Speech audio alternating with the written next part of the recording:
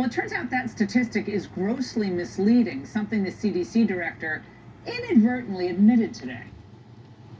Those data were data that were from analyses in several states from January through June and didn't reflect the data that we have now from the Delta variant. We are actively working to update those in the context of the Delta variant. Oh, really? Well, a vast majority of this country was unvaccinated, Rochelle, for the first 4 months of the year.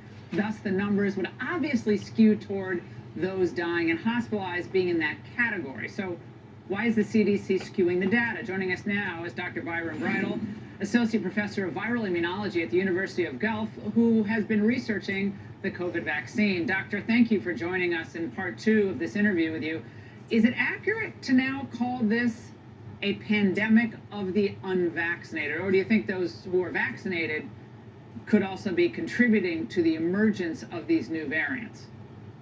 Hi, Laura. Thanks for having me back. Absolutely, it's untrue to be calling this a pandemic of the unvaccinated.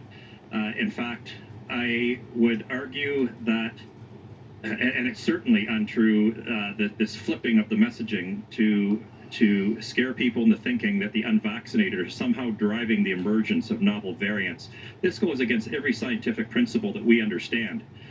The reality is the nature of the vaccines that we are using right now and the way we are rolling them out are going to be applying the selective pressure to this virus to promote the emergence of new variants. Again, this is based on sound principles. We have to look no further than chemotherapy for cancers and the emergence of antibiotic-resistant strains of bacteria. The principles are this. If you have a biological entity that's prone to mutation, and the SARS coronavirus 2, like all coronaviruses, is prone to mutation. So if you have a biological entity like that, and you apply a narrowly focused, selective pressure that is non-lethal, and you do this over a long period of time, this is the recipe for driving the emergence of novel variants. And that's exactly what we're doing. Our vaccines are focused on a single protein of the virus, so the virus only has to alter one protein, and the vaccines don't come close to conferring sterilizing immunity. People who are vaccinated still get infected. It only seems to be particularly good at blunting the disease. And so what that tells you, therefore, is that these vaccines, in the vast majority of people, are applying a non-lethal pressure, narrowly focused on one protein. And of course, the vaccine rollout is occurring over a long period of time. That's the recipe for driving. So that's driving the variants. And so it's exact. Your theory is that it's the exact opposite of what they're saying, because they're trying to demonize and intimidate those who have chosen not to be vaccinated for whatever reason. So they're to blame. They should be shunned. They should be punished, denied services, and so on. It's ridiculous. If anything, the unvaccinated are likely acquiring, probably in pretty substantial numbers, naturally acquired immunity, which I would argue, from an immunological perspective, is going to be much more protective than the vaccine-induced immunity against novel variants. So, again, something the administration refuses to address head-on or accept, the idea that you have B or T cell memory immunity to this ongoing virus, and that you would not then need a vaccine, correct?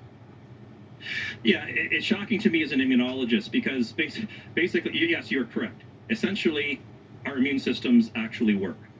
They do respond to pathogens, and they do protect us from pathogens. And there are published papers. People can look up a paper done by authors Seti and Karate that was published in a Nature journal.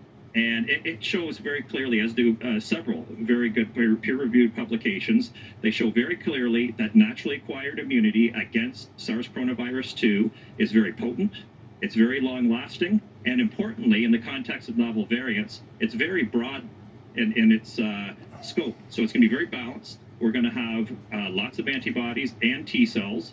And the thing is, it targets multiple components of the virus. And this not is very just the one protein. Not just the one protein. And exactly. That's so that's just it. So variants will occur. Yeah, exactly. So variants will occur that are going to be able to bypass the vaccine-induced immunity, but those viruses aren't going to be changing all the other components that people who have naturally responded are protected against.